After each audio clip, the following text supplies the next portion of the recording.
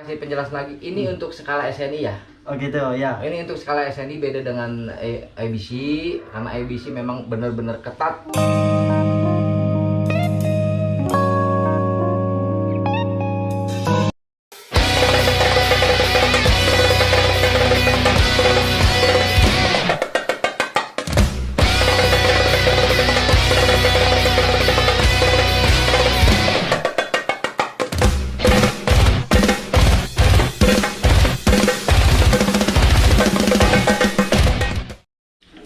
Oke kawan-kawan, balik lagi kita lanjut nih ya Bang Rere. Ya, siap, Bang Erik. Buat mengenai masalah bukan masalah apa, mengenai penilaian ya kan standar kontes SNI ya Bang Rere ya. Terus ini yang pertanyaan gua itu apa aja sih Bang? Jadi yang dinilai itu di dalam kontes ikan cupang. Jadi poin-poinnya apa aja gitu yang dinilai? Oke, untuk buat teman dan sahabat, sebelumnya sebelum menjelaskan apa yang ditanyakan Bang Erik, kalaupun ada kesalahan di jawaban saya, tolong dimaklumi karena kita semua di sini dalam belajar bersama ya. Nah, untuk kembali pertanyaan Bang Erik, untuk standar penilaian ikan di SNI itu memang yang benar, yang dibutuhkan adalah proporsi badan. Bentukan proporsi baik itu half moon, baik itu plakat, baik itu giant, baik itu frontal. Pertama yang kita lihat itu adalah proporsi badan. Cacat badan yang kita harus cari. Ya proporsinya lah. Ini dapat enggak proporsi ikannya, balance-nya dapat enggak. Nah, setelah itu baru kita lihat cari minus-minus yang kecil. Minus-minus kecil seperti salah satu contoh anal. Ya kan? Ini anal kebanyakan kalau untuk di HM dan di plakat itu anal, krusial banget di anal dan di ekor gitu. Nah, kalau untuk CT juga sama, ya kan. Kalau CT kan, kalau frontal kan lebih apa ya, tidak membawa selaput atau kain, ya cuma hanya tulang aja. Jadi benar-benar harus kita pastikan ikan tersebut tersusun rapi. Untuk standar penilaian pada dasarnya sama aja sih Bang Erik. Kalau menurut saya standar penilaian itu kita butuhkan bukan ikan mewah. Walaupun ada ikan mewah, itu adalah satu bonus kita. Kita punya ikan mewah proporsional dan aman dari minus. Bukan berarti tidak ada minus ya. Semua ikan pasti ada minusnya, tapi sedikit. Itu Bang Erik yang kita cari itu. Karena ikan ini kan, kenapa sih ikan ini bisa ada juara 1, ada juara 2, ada juara 3? Karena di sini ada pembandingnya nih Bang Erik. Dalam konteks itu karena ada pembandingnya, ikannya banyak. Yang kita harus nilai itu ikannya banyak. Coba ikannya cuma 1, berarti ikan ini yang bagus. Iya. Karena tidak ada pembandingnya. Itu menurut saya Bang Erik ya. Jadi intinya buat teman-teman kalau mau cari ikan yang aman aja dulu. Itu aja sih. Terus mental gitu Bang, ada juga mental. Kalau itu kan kita kembali lebih ke showingnya, lebih ke show. Ada yang mentalnya memang bagus, mental perang, menang kalah dibayar gitu kan. Kalau bahasa joki itu, jadi mental itu memang dibutuhkan. Pertama mental dan show. Ada juga ikan yang bener rapi, cakep gitu kan, tapi mentalnya nih mental tempe, ya kan, kabur-kaburan, gerasak gerusuk. Kalau kata bahasa kasar pemain cupang tuh shownya tidak bagus. Itu tidak bagus di mata juri menurut saya. Jadi yang dibutuhkan shownya yang lebih tenang, ikan tuh tenang, ya kan, ikan udah cakep, shownya cakep. Itulah keindahan ikan di situ kalau menurut saya. Jadi itu emang apa harus ketika ditunjuk pakai jari dia harus ngedok apa enggak juga Bang? Itu gimana tuh Bang? Ya tapi kan semua rata-rata mental ikan itu memang cupang itu harus seperti itu. Jadi juri itu kenapa sih harus menunjuk ikan di saat dia menilai? Karena dia ingin tahu sejauh mana ikan ini punya kerapihan, punya show, punya mental. Karena benar-benar ikan itu kalau cupang itu dengan dia show lah baru juri akan tahu kekurangan dan kelebihan ikan tersebut Bang Eri. Kalau menurut saya. Oke, iya. Nah, terus tadi kan proporsi, ya mental, kerapihan gitu. Terus selain itu ada lagi nggak Bang? Apa kayak kan ada bentuk-bentuk pala yang itu cacat ya, lebih ke cacat, lebih ke minus ya.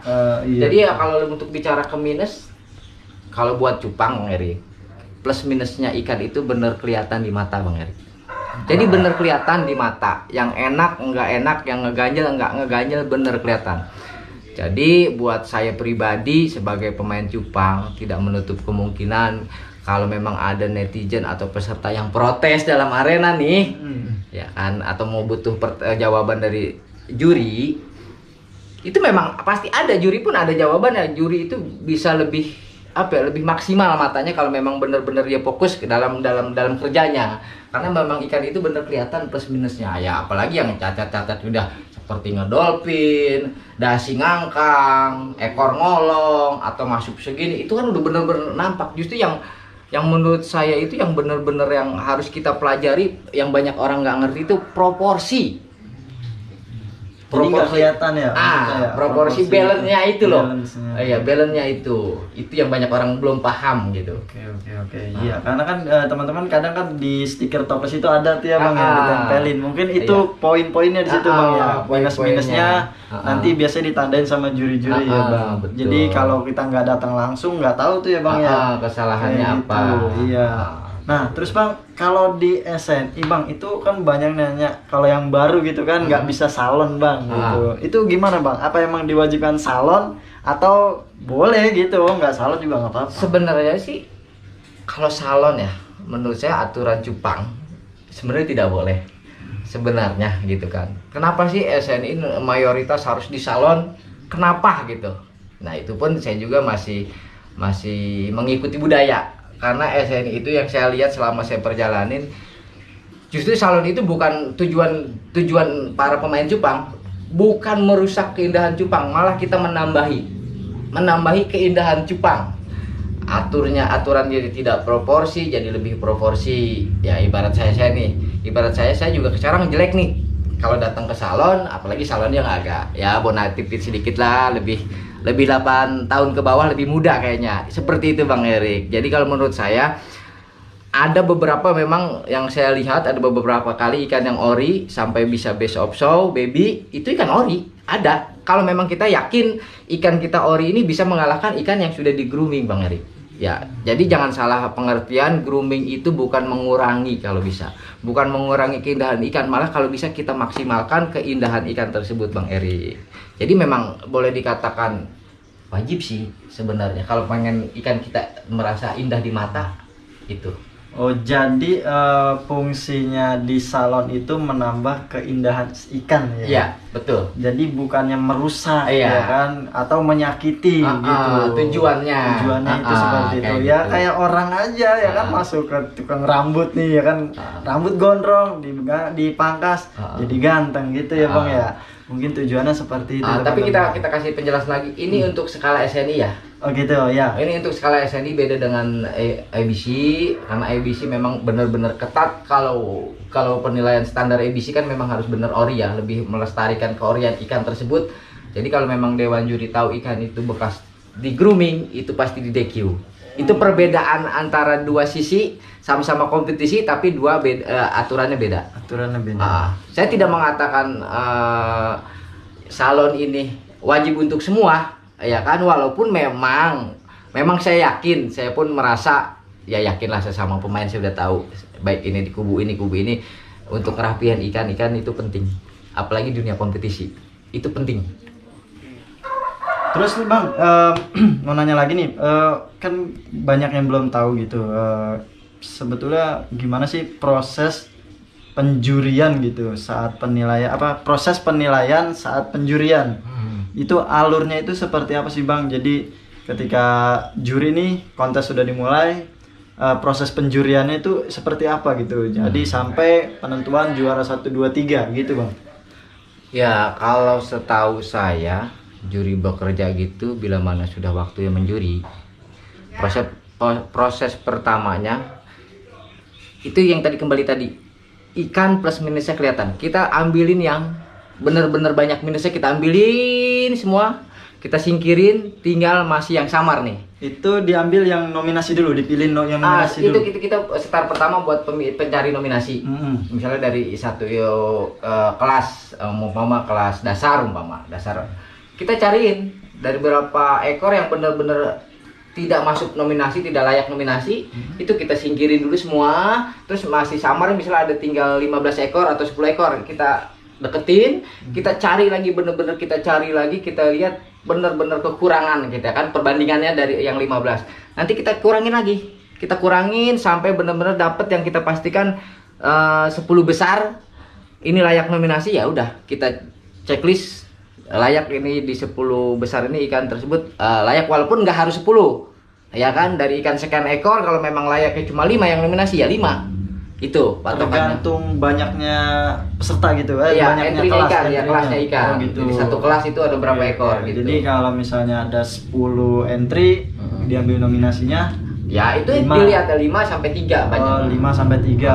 Kalau entry-nya bisa sampai 30, 50 berarti diambil 10. Ya, 10 besar. 10 besar. Jadi untuk proses pertama itu diambil yang nominasi dulu Ya, ya. kita cari nominasi. Cari nominasi. Terus lanjutnya ke pemilihan 1 2 3. Nah, 1 2 3. Nah, disinilah yang kita harus sebagai penghadir ya.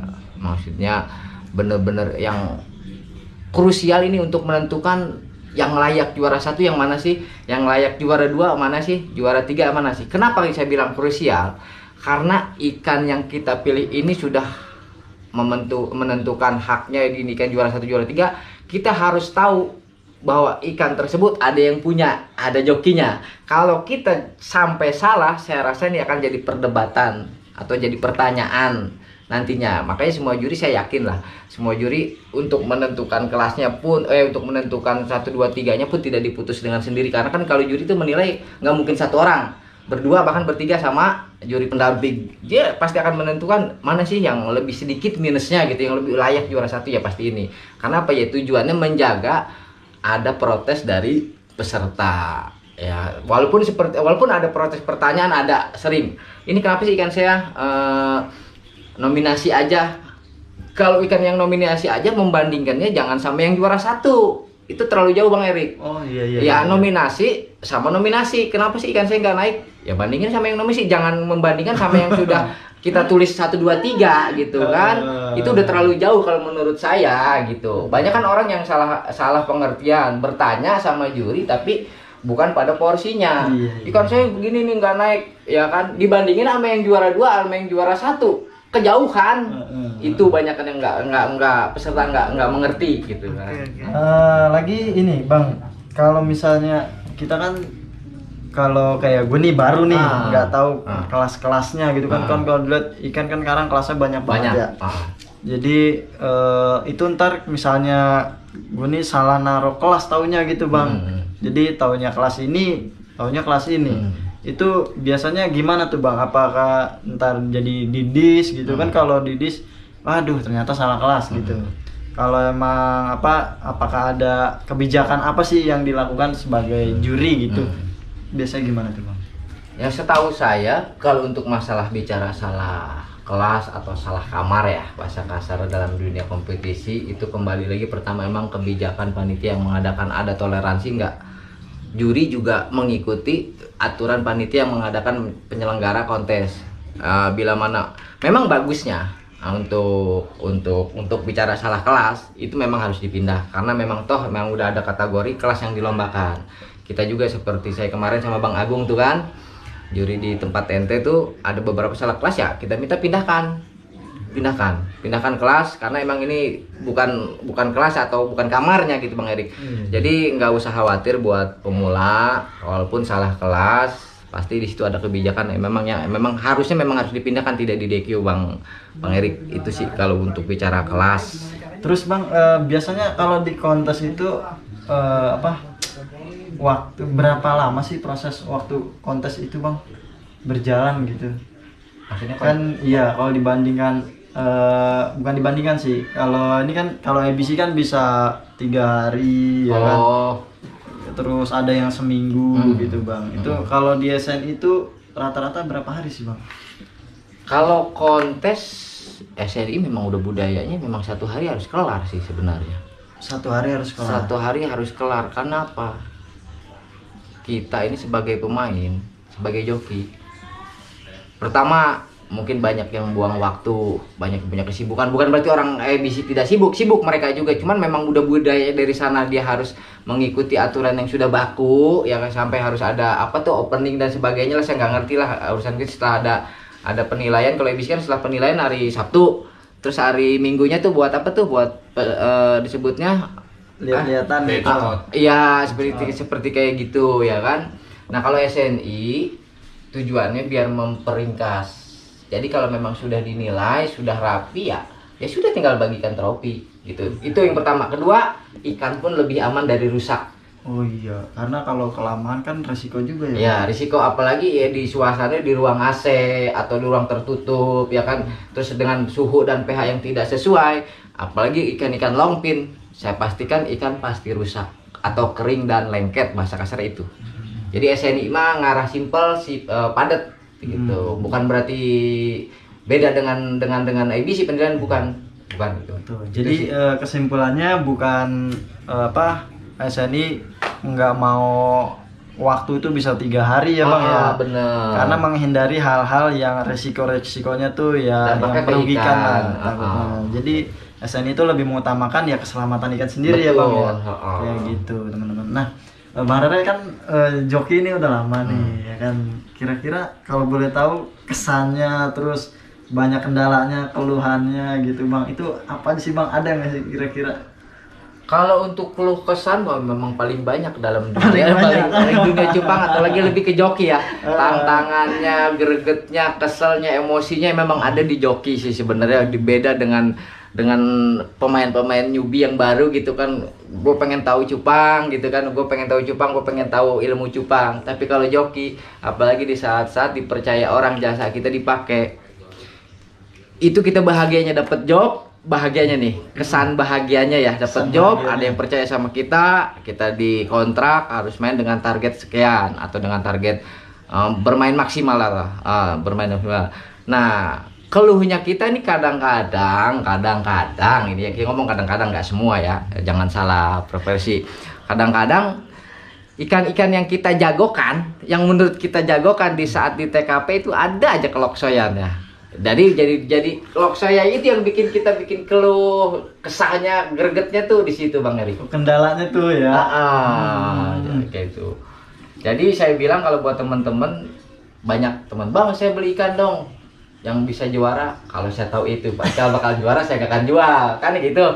Ya, jadi buat teman-teman yang mau beli ikan kompetisi ataupun dimanapun mau cari, jangan pernah mencari ikan yang dengan bahasanya gue mau beli ikan yang juara. Kalau emang mau beli ikan yang bisa juara, beli aja ikan yang udah juara. Karena kontes itu kembalinya ke rezeki dan hoki Bang Eri. Jadi itu yang kita tanamkan dulu. Jadi ikan nggak ada jaminan itu bakal juara gitu ya. Iya. Bang Rere, untuk lanjut satu pertanyaan lagi ya. Jadi biar kita tahu gitu kan persaingan gitu di dunia kontes. Jadi buat kita yang baru juga bisa tahu sekeras apa atau gimana. Jadi pada intinya gitu, persaingan dunia kontes itu seperti apa gitu Bang? Untuk menjawab pertanyaan Bang Erik yang masalah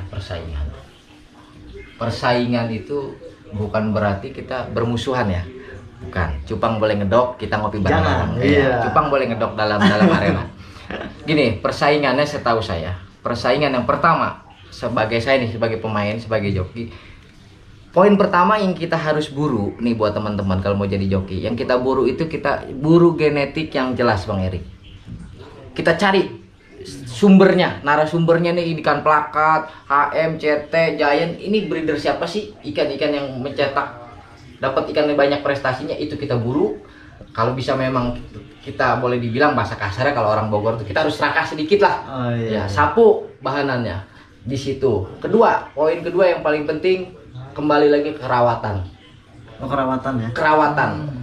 Untuk rawatan ikan yang disebut ikan kompetisi itu kan punya rawatan spesial ya, punya rawatan khusus gitu, ikan untuk kompetisi itu ikan rawatan. Nah, yang ketiga persaingannya itu petajam-tajam mata, hebat-hebat mata ya, hebat-hebat mata di situ tuh. Makanya disebut joki cupang itu bukan ikan yang mahal, tapi matanya yang mahal.